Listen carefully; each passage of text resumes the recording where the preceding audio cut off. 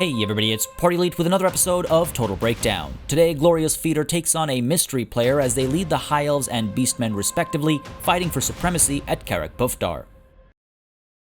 The battlefield today lends itself to a little bit of cheekiness, and as you can see already, both players have decided to Vanguard deploy at least some units, with the Beastmen Vanguard deploying basically everything, trying to get the drop on the High Elves and reduce their range capabilities. Now you can see as well there's a bit of an obstacle over here that might act as a bit of a deterrent for movement, but most of the fighting seems like it'll be happening on this side by the trees, where the High Elves have actually hidden some of their units already to try and get a bit of a flanking maneuver in, perhaps after front lines engage.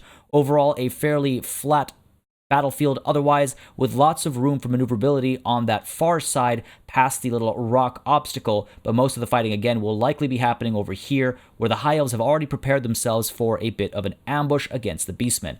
So let's take a look at deployment and composition. We've got over here Elith Anar in charge. As I was saying, a Vanguard deployed, already needing to pull Slippery and pull back. The front line consists of a bunch of white lines of Shrace hoping to hold the line, assisted by a Lore Master of Hoeth with some of that magical support coming in, and a Frostheart Phoenix up in the air as well. Right behind them we do have the Lothern Seaguard, anti-large of course, but also able to fire from range. In the middle here we have the Storm Riders, Lothern Seaguard, Regiment of Renown, while all the way at the back a pair of Silver Helms with shields ready to push out in either direction. And as we were mentioning earlier as well, we do have a pair of Illyrian Reavers tucked away in the trees, hoping, I think, for front lines to engage and then to come in from the sides and get a great deal of damage in with some solid flanking maneuvers. Now on the other side of the field, as I was saying, a fully, well, near fully Vanguard deployed Beastman army is being led by none other than Malagar the Dark Omen, who of course can't Vanguard deploy himself, so he's back here alongside a pair of Gorbals and all of these Razor Gore herd. Up front though, you can see we have a pair of Harpies up in the air, and we also have these Ungor herd closing off the flanks, but the center here consists largely of these Gore herds, with this one unit of Blackhorn's Ravagers, the Gore herd with Shield, Regiment of Renown, and already they're closing the gaps in towards the High Elves, trying to again minimize how much time those High Elves will have to take advantage of any artillery they may have brought or any range units they may have brought. So let's take a look at how this all breaks down, as Elith Anar does pull back into safety, and these Harpies are pushing through, as you can see, moving in towards these ranged units back over here, trying to shut them down before they're able to get too much work in. But you can see those Lothern Seaguard immediately respond, firing away at the Harpies. Over here as well we have a 2-on-1 situation, as both of these Lothern Seaguard units fire away at these Harpies, causing a great deal of hurt. The rest of the armies are moving in towards each other. You can see the white lines of Shrace being pushed in towards their counter charges. Great job over there making sure to get those counter charges in to get the, again, minuscule but still valuable charge bonus. And while back over here you can see these Silver Helms are pushing off to the side, while these Silver Helms are pushing off to this side, getting ready to charge on in, ultimately deciding to push here instead to help this engagement on that left flank, as these Ungor herd pull back to try and, I think, intercept these Illyrian Reavers. But you can see these Illyrian Reavers taking the long route and trying to push in to get some nice rear charges over here. And a great job over here seeing this opportunity for a flanking opportunity, but also seeing the need to send these Silver Helms in immediately. Those white lines of Shrace are not having a good time, so just trying to get a little bit of damage in there using the Silver Helms, and then softening up the Gore herd as well as the Razor Gore herd over here, so that when these Illyrian Reavers arrive, they will cause enough damage to maybe tip them over the edge there and get them to break. You can see the Razor Gore herd has decided to, well, they've lost control, and over here these Illyrian Reavers again looking for that opportunity to dive on in, while all the way to this side you can see the Gorbals have actually pushed through and are now pushing in towards these Silver Helms, forcing them back, as a beautiful charge comes in over here as well from these Illyrian Reavers into the backs of the Razor Gore herd, as well as the Blackhorn's Ravagers and the regular Gore herd unit as well, causing a great deal of hurt both to health and to morale, forcing those guys to maybe break and winning that left flank hopefully rather quickly. You can see, in fact, that far left side has already begun to give up on the fight. Those Gore herd and the Razor Gore herd giving up and pulling back into safety, but over here still those Gorbal give chase to these Silver Helm with shields. They are just not doing anything over here, so they're going to eat those charges, and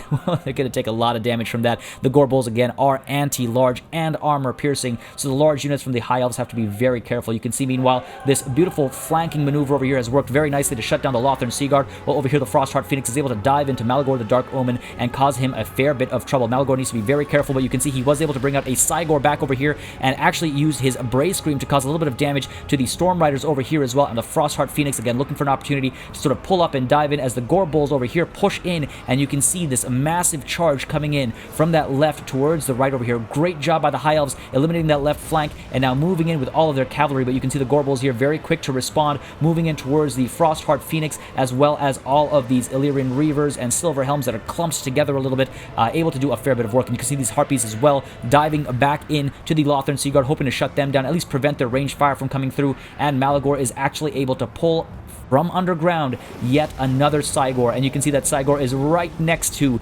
these Lothern Seaguard, able to dive into melee and prevent their ranged fire from providing any assistance, while over here the Lower Master of Hoeth is getting a decent bit of work done to Malagor. Malagor does need to pull back into safety, but you can see the Silver Helms kind of bogging him down as the Silver Helms are maybe making a bit of a risky move next to these Gorbel over here, and that Frostheart Phoenix does need to pull back and take to the air. Those Gorbels were causing a tremendous bit of hurt. The Cygor back over here, meanwhile, engaged by the White Lions of Shrace, not going to be too bogged down by them. Of course, a couple of stomps will take care of them, and unfortunately, though, as a result of this situation, the Storm Riders are still able to fire away as the Frostheart Phoenix looking again for another opportunity to dive in somewhere. Nowhere is really safe in the middle over here, as these Gorbels will shut that Frostheart Phoenix down, but you can see the front lines have completely collapsed for the High Elves. There are few White Lions of Shrace left to be seen. These ones have been engaged by the Gore Herd over there, just being tied down. These ones over here giving up. Everything else has really pulled back and away from the front lines. These Harpies are doing a good job of keeping these Lothern Seaguard occupied. We have these Blackhorn Ravagers chasing after Alathanar, who again is using Slippery, I think, to try and keep his distance. The Cygor in these back lines now able to dive into the Storm Riders, as these White Lions of Shrace as well forced to give up on the fight.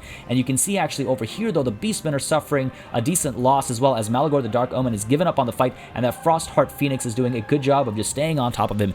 Don't let him come back into the fight. Try to eliminate him if possible. That would just greatly help the chances of the High Elves for coming out on top. The Cygor back here, though, you can see getting a lot of work done, just again moving in to the Storm Riders, stomping and squishing away, using that rock as well to good effect, and the Storm Riders just not able to respond. They're just not numerous enough, and even though they're anti-large, they're not this anti-large, let's put it that way. You can see over here again, these White Lions of Shrace, they will come on top against the Gore Herd, but that's not really a useful engagement, so they try to disengage and pull back into the center area. While over here, you can see we do get Melkot's Mystifying Miasma from the Lore Master of Hoeth, just trying to get a little bit of damage into the Gore Herd over there, while he himself does get kind of surrounded over here. These Gorbel as well, giving chase, I think, to some of these Illyrian Reavers and the Silver Helms as well, hoping to shut them down. And look at that, in come those charges. These horseback High Elves don't really stand much of a chance. And the Cygor over here as well, you can see very, very close to well, there he goes, completely destroyed, and unfortunately that means that these Silver Helms, who were given the order to chase into that Cygor, are now standing still, eating a rear charge from these Gorbels, and that's going to absolutely devastate them. Again, that Cygor did fall because it was summoned onto the field, and they only last so long before they ultimately die off. Over here, meanwhile, though, you can see that Frostheart Phoenix has decided to get back in here. Now, there are a couple of viable targets for that Frostheart Phoenix. Go chase after some of these units, get them to shatter, get them to, you know, completely leave the battlefield, dive down in here, but no, the Frostheart Phoenix decides to dive into the only things that can cause it a ton of damage, a pair of Gorbels. Again, they are anti-large, armor-piercing. They both have Foe Seeker active as well now. So as you can see, again, quickly realizing the mistake, pulling back, and maybe taking to the air. They're at 50% health now on that Phoenix, quite wasted, I would say, and then ultimately looping around and diving into some of these Gore Herd, hoping to, again, scare them off, but still too close to these Gorbel. Those Gorbels will just turn around and just dive in on that Frostheart Phoenix just like that, and that Phoenix will take the charge damage from both of those. It needs to take to the air and chase after some of these units that are now rallying off in the distance and tipping that balance of power in favor of the Beastmen. The High Elves had a great start, but they're very quickly giving up on that great start. You can see these White Lions of Shrace getting a counter charge in against these Ungor Herd. Again, they won't have too much trouble against the Ungor Herd, but they are being bogged down as these Gore Herd are chasing after Alathanar, forcing him to pull back so he can get those ranged shots in, but he might be better off diving into melee as the Frostheart Phoenix over here once more going toe-to-toe with a pair of Gorbels. 25% health now on this Frostheart Phoenix. That Phoenix has been very poorly utilized, unfortunately, and in come the Razor Gore Herd over here as well, pushing through the White Lions of Shrace and ultimately pushing through the Storm Riders back here as well, causing a great deal of damage and actually getting those White Lions of Shrace to rout as well. Again, the Frostheart Phoenix now trying to pull back into safety. Harmonic Convergence comes down atop of it to try and keep it alive, but That is far too little, far too late. It needs to pull back a little bit farther. Those Gorbel, you can see again, keeping the chase alive, seeing that it's gotten too far, and now turning around and maybe chasing after these Silver Helms over here, but they've completely given up on the fight. They've dropped their flags. They're pulling back. Alethanar back over here is able to get some shots in from that safe distance, hoping to get a little bit of hurt, I think, into this Gorbel. Doing so quite well, but this Frostheart Phoenix, again, a foolish decision.